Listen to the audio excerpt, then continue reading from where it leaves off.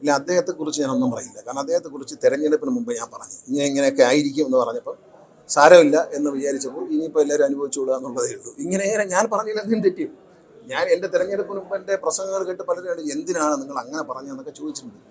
ഇപ്പോൾ എന്താ കുഴപ്പം എന്ന് ചോദിച്ച ഒരാൾ ഇന്നലെ എൻ്റെ അടുത്ത്. അപ്പോൾ ഞാൻ പറഞ്ഞ് അദ്ദേഹത്തിനല്ല കുഴപ്പം, തിരഞ്ഞെടുത്ത തൃശ്ശൂരുകാർക്കാണ് അബദ്ധം പറ്റിയത് എന്ന് പറഞ്ഞു. അതിപ്പോൾ എന്ത് പറയാനാണ്?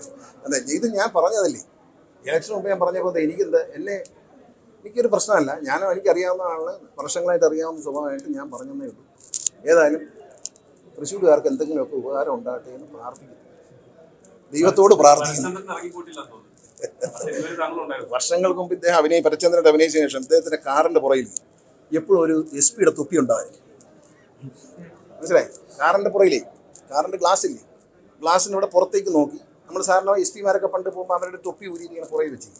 ഇദ്ദേഹത്തിൻ്റെ കാറിൻ്റെ പുറകെ കുറേ കാലം, ഞാൻ തമാശ പറഞ്ഞല്ല, ഓർമ്മയിൽ ആർക്കെങ്കിലും ഉണ്ടെങ്കിൽ ശ്രദ്ധിച്ചാൽ മതി, ഒരു SP IPS എന്ന് എഴുതിയൊരു തൊപ്പി കാറിൻ്റെ സീറ്റിൻ്റെ പുറകിൽ നിന്ന് കണ്ണാടി കൂടെ പുറത്തേക്ക് വെച്ചിട്ടുണ്ടായിരുന്നു. അത്രയേ പറയാറുണ്ട്. ഇറങ്ങിപ്പോയോ കയറി വന്നൊന്നും എനിക്കറിഞ്ഞൂടാ.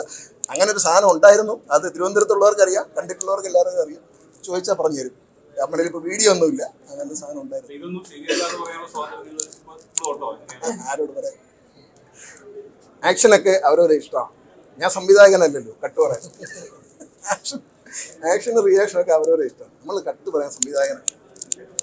കട്ട് പറയേണ്ട സംവിധായകർ പറയും, അത് ജനങ്ങളാണ്.